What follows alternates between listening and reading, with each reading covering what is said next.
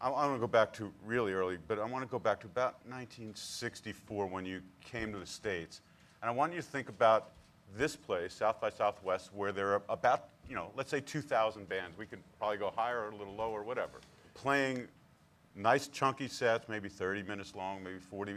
And in a general era, these days when people play a set and you play a set, they're hour and 15 minutes, hour and 20 minutes. I want you to take me to, and all these people, to 1964 and coming to America, and let's say going to the Fox Theater with Murray the K.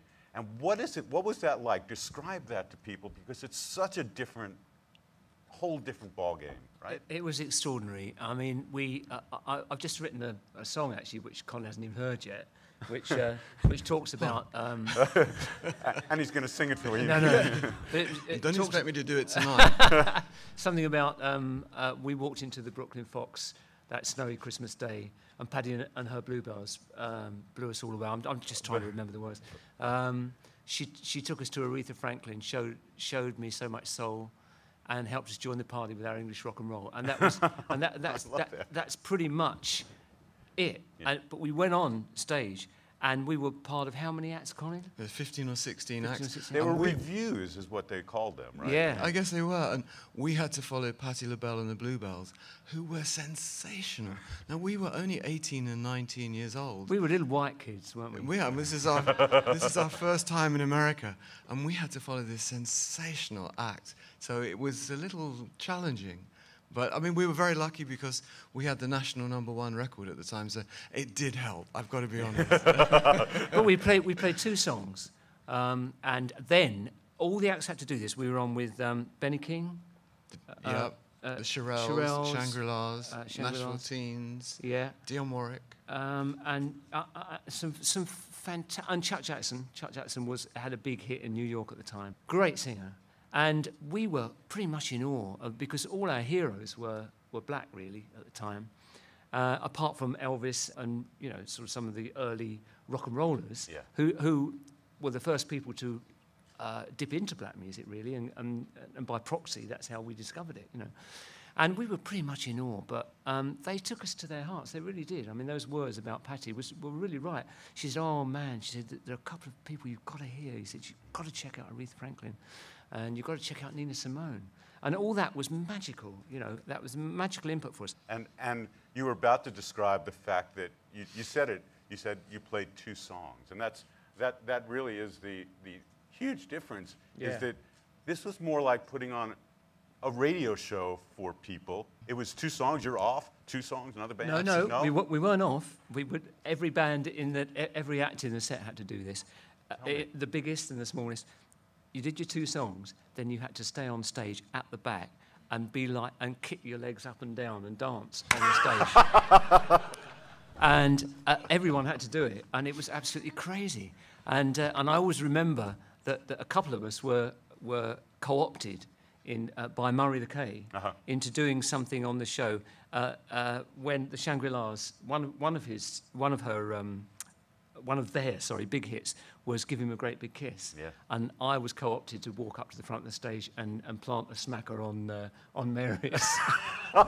and the other thing was Hugh, wasn't it? Tell them about Hugh. Hugh Grundy had to drive a motorcycle on... Leader of the Pack. Yeah, right. Hugh Grundy was our drummer, and he had to drive a big motorcycle on stage for Leader of the Pack. I think he really enjoyed that. But I think you enjoyed the Kiss as well, didn't you? I enjoyed it very much. It's my favourite part of the show. But do you guys do the hand claps? Yeah, we did, And there were 6 shows a day. Was it 6 or 8, Colin? 6, something like that. And the thing is, we had to stay in the theatre because there were thousands of people at the back of the theatre.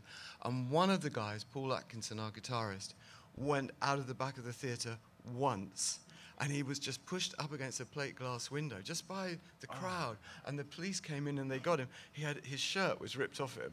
And the police got him out and they said, "Okay, we'll do that once. We're not doing it again."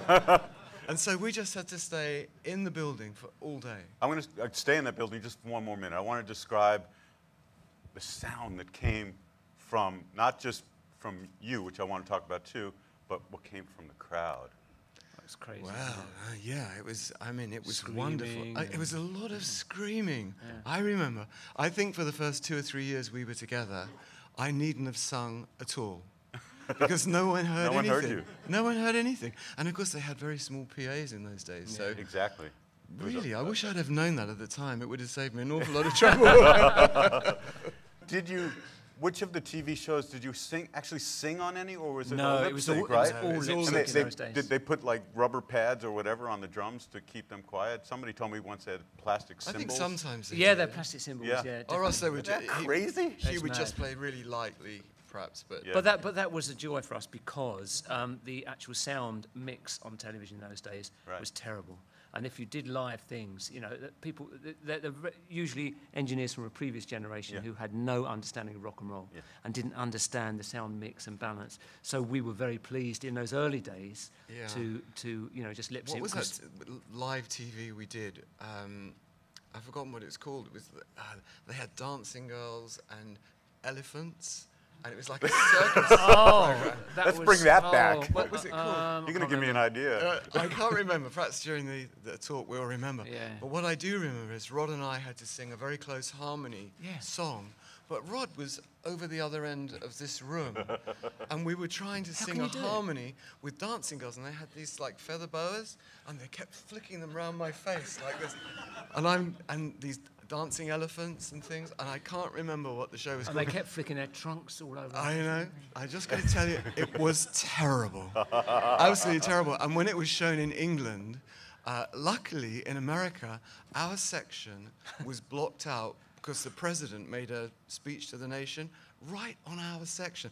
And we were so pleased. We were. Yeah. But then in England, they showed it in England, and Rod and I were just both desperate, mortified, and we both met up in this, without knowing, we didn't call one another. We went to the same pub. To get drunk. And we just thought, this is the end. That was just terrible. But anyway, we survived. Let's paint that picture when you go into the studio, which is It was virtually as the Beatles had walked out. We were the next band We were the into next band Abbey in Road. to Literally. Abbey Road, as they Absolutely. finished Sergeant Pepper. And one of the reasons why there's such a lot of mellotron on Odessey and Oracle is because they left a mellotron behind. we didn't have a mellotron. It was just there, and some of the percussion instruments were lying around on the floor. So we thought, yeah, okay. Some of the engineers were lying around on the floor as well. And we used them. Yeah, we used the same engineers. Jeff Emmerich and Peter Vince were, you know, Yeah, the best brilliant. amongst the best engineers in the world, and we were so fortunate to use these same engineers that had just finished Sergeant Pepper.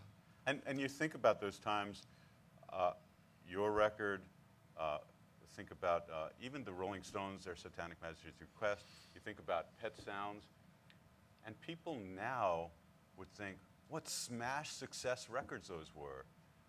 Monetarily, those were all flop records. Yeah, even Every Pet one Sounds, of those. Pet which is Sounds did not sell. extraordinary. Nobody bought Pet Sounds back when Pet Sounds came out. Nobody, I mean, Even few. though Sergeant Pepper really Right, Pepper came did. out as a result almost of Pet Sounds. Yeah. That's right. And Odessey and Oracle was not a big It selling wasn't. record. No.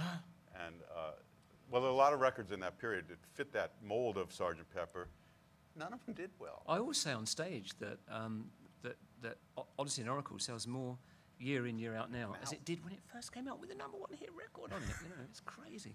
And the attitude of the band, you're hand to mouth, you go into a session to record this record.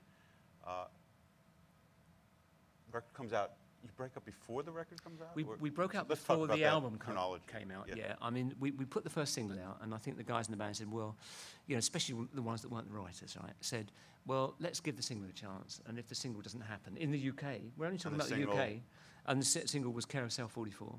It came out, it got great reviews, but it just didn't do anything. So we then split up, and we did an interview with a very iconic radio DJ at the time called Kenny Everett. He was an iconic DJ in England.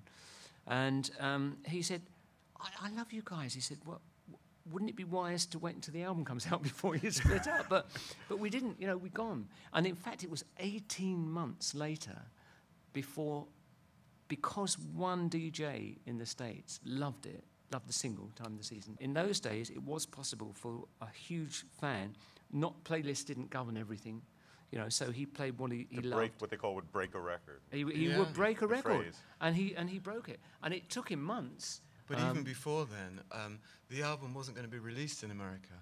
but Al Cooper from Blood, Sweat and Tears had just become a producer, A&R man at CBS, and he went to Clive Davis and he said, "We have to get this." He bought it in London. He said, "Whatever it costs you." And Clive Davis said, "We already have this album, and we passed. We're not going to release it." So it's only because of Al Cooper that the record was even released in the first place. CBS were not going to release it.